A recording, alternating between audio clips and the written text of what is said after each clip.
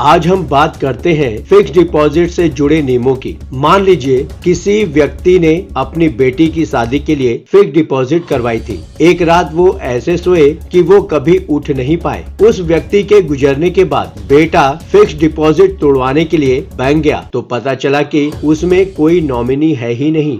इस पैसे को निकालने के लिए उन्हें अब लंबी चौड़ी कानूनी प्रक्रिया से गुजरना होगा। हालांकि अब लोगों को जल्द ही इस तरीके की समस्याओं से जल्द छुटकारा मिलने वाला है। सरकार संसद के मौजूदा शीत सत्र में बैंकिंग लॉज अमेंडमेंट बिल 2024 लेकर आ रही है। इस बिल के पास होने पर फिक्स डिपॉजिट के निवेश में एक से ज्यादा नॉमिनी दर्ज करने और किस व्यक्ति को कितना हिस्सा मिलेगा ये तय करने का ऑप्शन मिलेगा। दरअसल कोरोना महामारी के दौरान ऐसे कई मामले सामने आए जिसमें परिवार का इकलौता कमाऊ व्यक्ति इस दुनिया से चला गया और जिन लोगों के बैंक खातों में नॉमिनी नहीं था उनके परिजनों को पैसे निकालने में भारी परेशानियों का सामना करना पड़ा। इसके अलावा जिन बैंक खातों में एक ही नॉमिनी था उसने पूरा पैसा रख लिया। संकट के समय उसने परिवार के अन्य सदस्यों की मदद नहीं की। इस तरह की समस्याओं को देखते हुए आरबीआई ने पिछले दिनों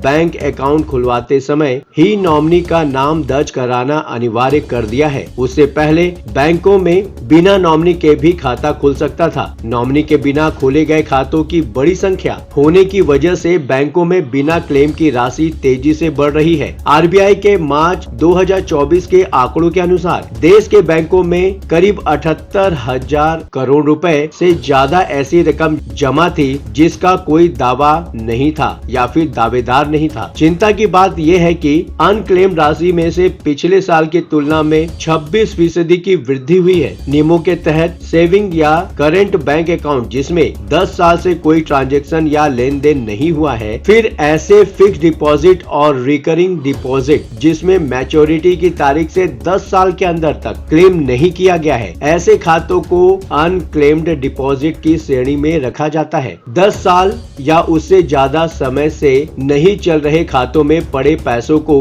बैंक आरबीआई के depositor education and awareness fund यानी कि DEAF में जमा कर देते हैं। आरबीआई के रिकॉर्ड के अनुसार मार्च 2024 के अंत तक DEAF में 62,226 करोड़ रुपए जमा थे जिनका कोई दावेदार नहीं है। मौजूदा नियमों के तहत एफडी में केवल एक ही व्यक्ति को नॉमिनी को में अनक्लेम्ड राशि न बढ़े, परिवारों में पैसे को लेकर कोई लड़ाई झगड़े ना हो, इसलिए सरकार एफडी में नॉमिनी से जुड़े नियम बदलने जा रही है। नए नियमों के तहत बैंक खाता धारकों को नॉमिनी नियुक्त करने के 2 ऑप्शन मिलेंगे। पहले ऑप्शन में आप अधिकतम 4 नॉमिनी दर्ज करा सकते हैं। इसमें ये बता सकते हैं कि मेरे बाद खाते में जमा पैसे पहले नॉमिनी को मिले। अगर वो जीवित नहीं रहता है या क्लेम नहीं करता है तो ये रकम दूसरे नॉमिनी को मिले। इसी तरह अगर पहला और दूसरा नॉमिनी पैसे के लिए क्लेम नहीं करता है तो ये रकम तीसरे नॉमिनी को मिलना चाहिए। खाते में दर्ज चौथा नॉमिनी पहले 3 व्यक्तियों या नॉमिनियों के मौजूद रहने के बाद ही क्लेम कर पाएगा। दूसरे ऑप्शन के तहत आपने जितने नॉमिनी दर्ज किए हैं उनके लिए आप पहले से ये तय कर सकते हैं कि बैंक खाते में जमा कुल रकम में से कितने व्यक्ति को कितना हिस्सा मिलना चाहिए। एक्सपर्ट्स के अनुसार बीमा और हिंदू